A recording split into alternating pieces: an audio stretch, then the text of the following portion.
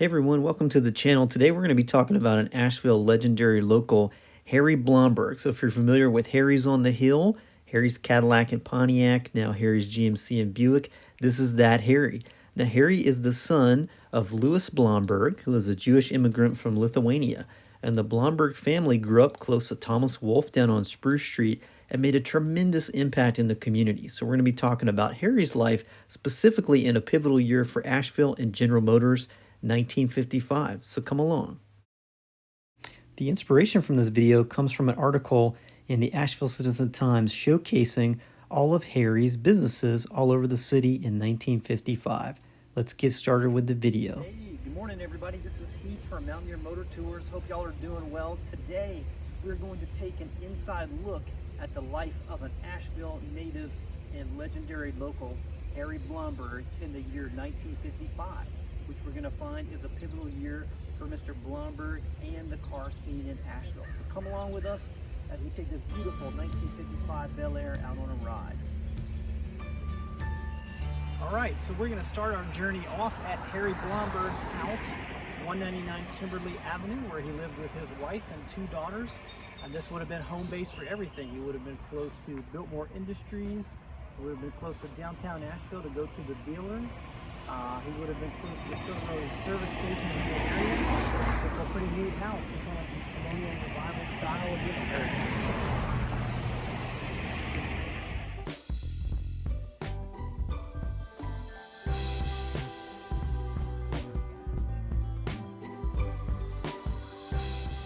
All right, so we're standing here at what is currently the Blomberg Annex of Asheville Community Theater.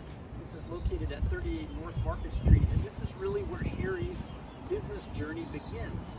So when Harry's a young man, about 1922, he decides to open up Harry's Motor Inn. And this is a garage and storage facility for older open-air touring cars. And this lot is leased to him by Julia Wolfe, Thomas Wolfe's mother, Julia Westall Wolfe. Now Harry had grown up over here in Asheville on Spruce Street and was a neighbor to the Wolfes, and actually grew up knowing Thomas Wolfe as a young man. And a lot of people discouraged Harry. So they said, hey, you're never going to amount to anything. You need to get these wheels out of your head. And he decided he was going to open his first shop anyway. So Harry's Motor Inn provided a couple services for downtown Asheville. They would steam clean the bottom of your car.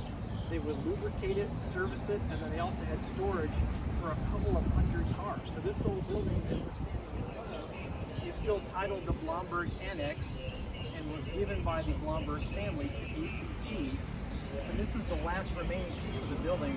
We're going to walk down the street a little bit further to what is now the Thomas Wolfe Welcome Center, which was the site of the original Harry's Motor Inn. So on any given day in 1955, Harry may have come through here to get a couple of gallons of Texaco gas or to check up on his business. So if you follow me this way, you can see a lot of what's remaining of the original garage part. And then now we're going to take a look at the front side. So where the Thomas Wolfe Welcome Center is, was the original Harry's Motor Inn number 1.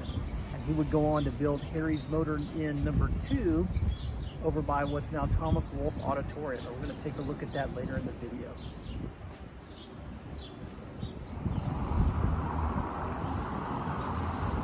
If you want to learn a little bit more about the Blomberg family, there's actually an incredibly informative panel here that was done by Sharon Farr and Jan Schockett for their program, The Family Store, A History of Jewish Businesses in Downtown Asheville.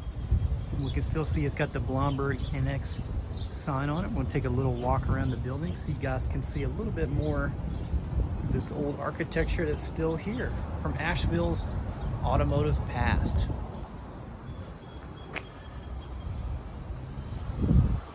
Coming up on the Thomas Wolfe Memorial Visitors Center was the site of the original Harry's Motor Inn number 1 that was demolished probably in the early 90s, late 80s, early 90s, and it was connected to this building. So on any given day in 1955, Harry could have been here in his 1955 Pontiac, checking up on it. More of a view, you can see the Thomas Wolfe Old Kentucky Home boarding house right there, the yellow house right in the background. It's very close to Harry's Motor Inn number 2. Pretty cool to have the Thomas Wolfe connection. wanted to share a couple. These are some photos of that area where the Thomas Wolfe Welcome Center is now. So this is a picture dating back to the 1950s when they had, this was the first Harry's Motor Inn #1. There's another one we're going to see a little bit later in the video over by the Thomas Wolfe Auditorium. This is the building in later years before it was torn down to construct the Thomas Wolfe Welcome Center. So you can see the other part to the right side of the photo of the annex. All right, so we're at our next stop on our tour of Harry Blomberg's life in 1955. Now you guys currently know this today as the Pit of Despair, but this was the site of Harry's Cadillac and Pontiac here at 68 Haywood Street.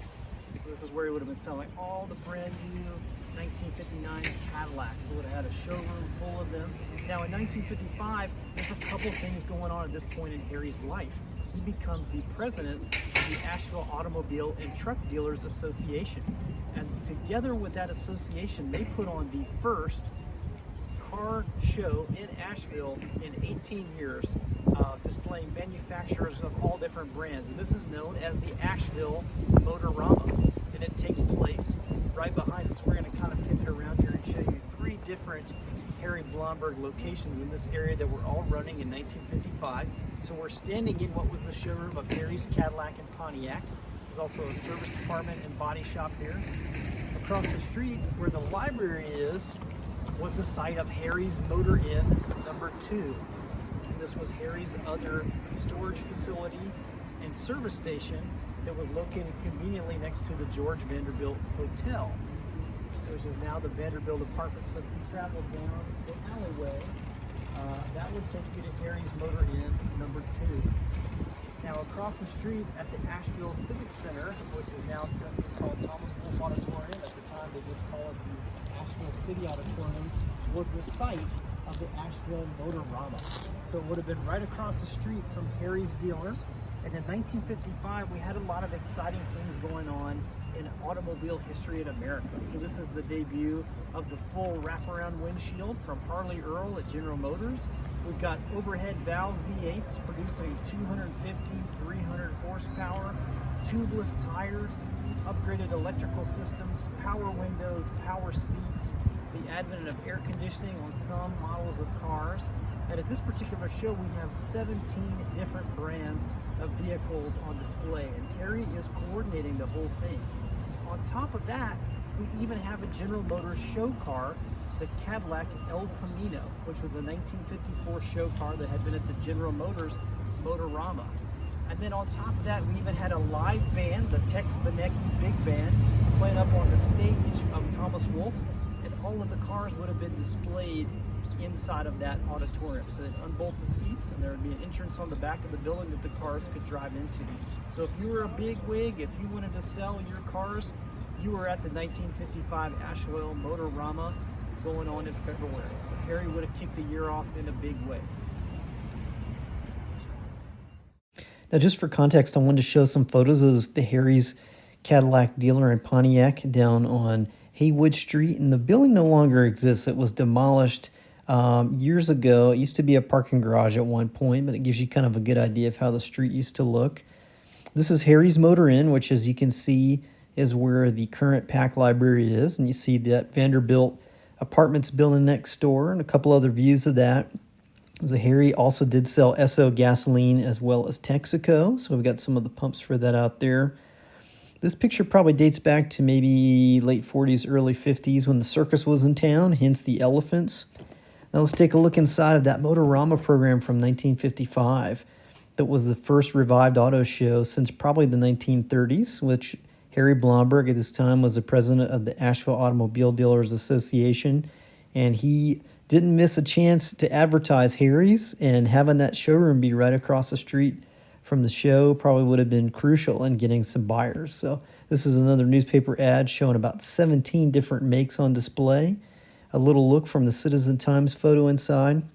Now, Harry even got the Pontiac Bonneville Special concept car on display at his dealer. So this is the last stop on our downtown tour of Harry Blomberg in 1955, the corner of Cox Avenue and Patton Avenue, where he had another Texaco service station and tire center. And at this place, he would have been giving out little firefighter hats for Texaco Fire Chief gasoline to kids. It would have been selling high-test gas. It would have been all kind of hot rods. So this would be one more stop Harry would have made probably in his 1955 Pontiac.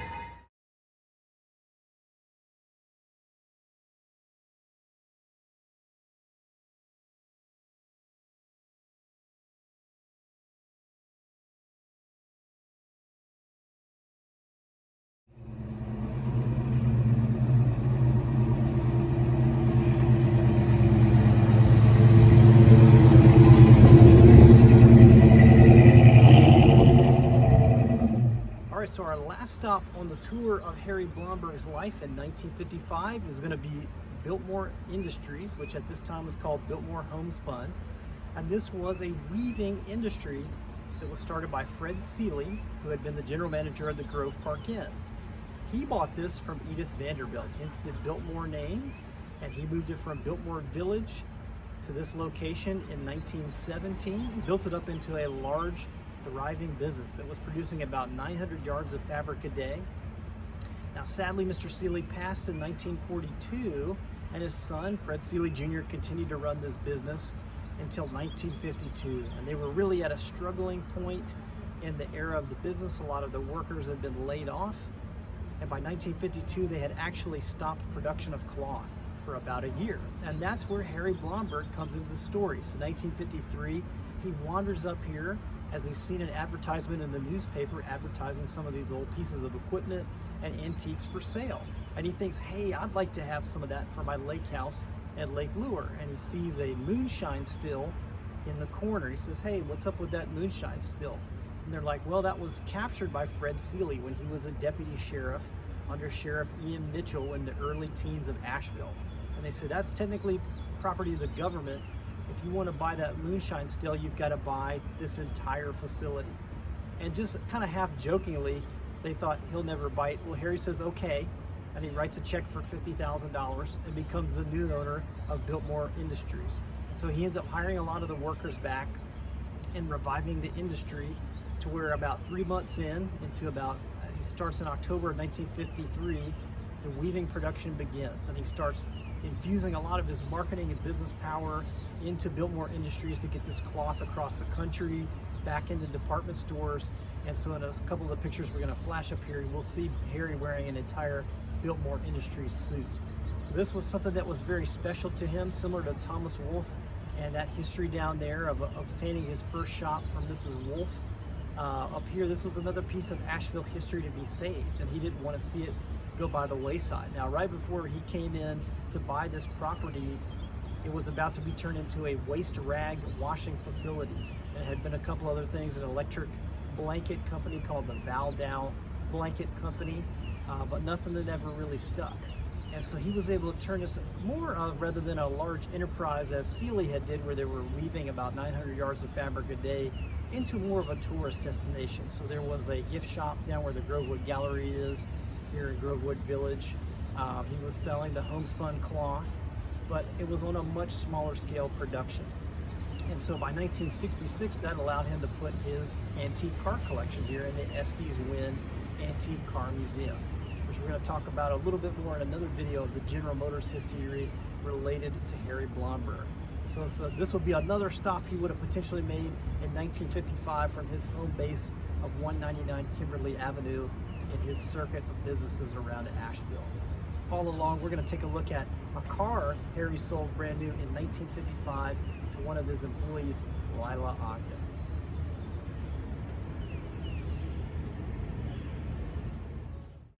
So this is Harry outside of that same spot we're in today, which is currently the Homespun Museum, in his homespun suit. We got a couple images of a homespun fabric display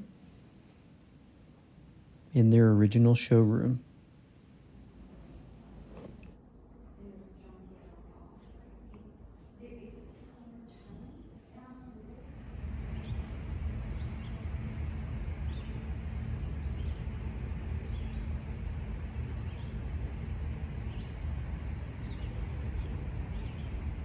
All right, so our last stop on the tour of Harry Blomberg's life in 1955 is this 1955 Cadillac Series 62 sedan. Now, this is a car that Harry actually sold here in Asheville in 1955 to one of his employees, a lady named Lila Raphael Ogden, who was his secretary and accountant and helped him run several of his businesses. So his property management, Harry's Cadillac and Pontiac, as well as Harry's U-Rented Cars. It was a Hertz rental agency on Haywood Street.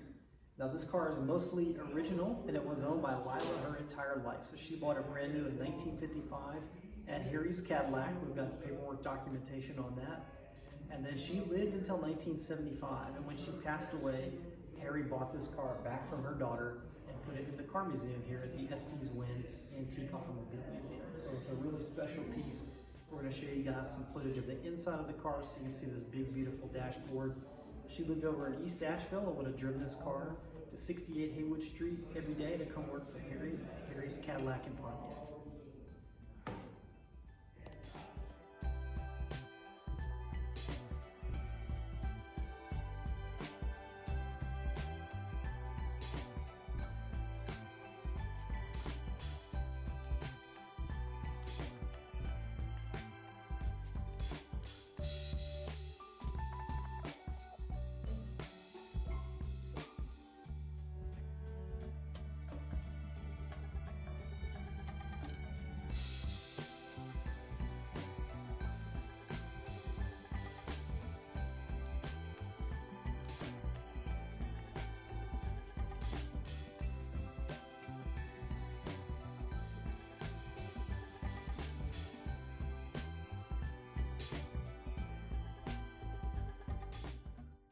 The last thing that was pretty significant in 1955 was Harry's development of what is now the Townie Country Plaza off of Patton Avenue, where Hertz Rental Car, as well as the former Sky City, used to be located. So these are some photos of when that was first being developed late in 1955, when Harry first started gotten working on that. So you can see Patton Avenue looks very different than it does now. This was originally home to the A&P, and later it was Sky City, which was a discount store here in Asheville. So it's just kind of cool to see everything that he had going on. Thanks for watching the video. I hope we'll see you on the next one. Take care.